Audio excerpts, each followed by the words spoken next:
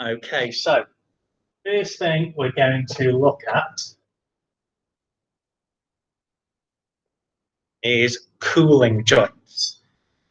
In the PowerPoint slides that you had a look at, you saw some fantastic photos of places like the Devil's Causeway, where you get spectacular basalt columns which are formed by these cooling joints. What we're talking about is when we're looking at cooling joints, is joints are fractures in the rock, but they don't show any displacement. That's how we know the difference between a joint and a fault. There is no displacement on the joints. These cooling joints form in a particular way because when we're looking at a sail or a dike, a fairly large igneous intrusion, the whole thing is cooling.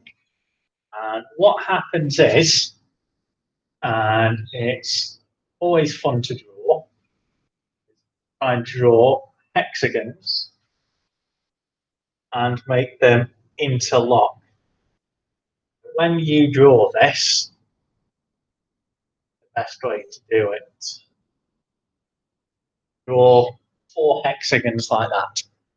Get asked to do it on an exam, those 4 would be sufficient to demonstrate the process.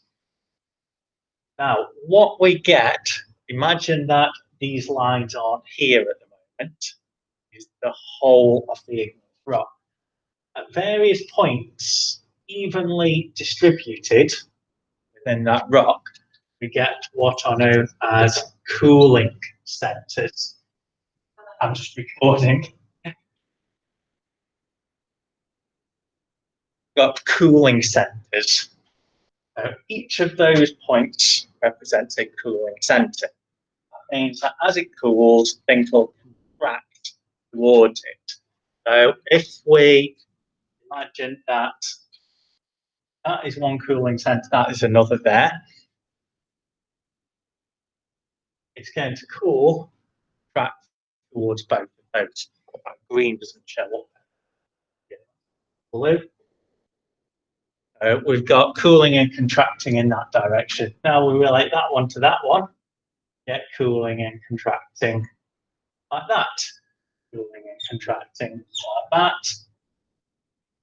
That. You can see how it builds up. And where we've got that sort of tension caused by the cooling and contracting, pulls apart the rock, and that's where we get those cooling joints. Why you get that repeated hexagonal structure, and you see sort of hundreds, thousands of these basalt columns formed by these cooling joints. Okay, so that's cooling joints. The other one to look at is unloading joints.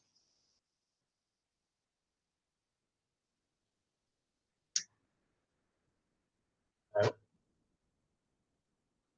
unloading joints.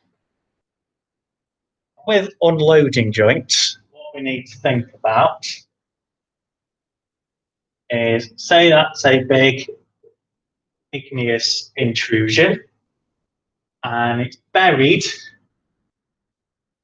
under kilometers, maybe, of sediment. There's a high amount of what's known as lithostatic pressure pushing down on that intrusion. It's being compressed by this lithostatic pressure. Now, over millions of years, what we can get is erosion of that. This is how we get these large igneous intrusions, batholiths, things like that, being exposed at the surface. Now, if you think that that pressure has been released,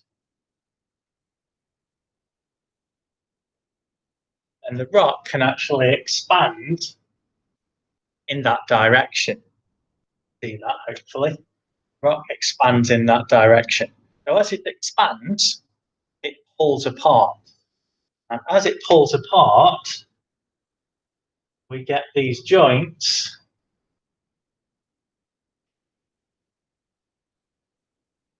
parallel to the surface. The key thing about unloading joints, they parallel to the surface. So that's what unloading joints look like.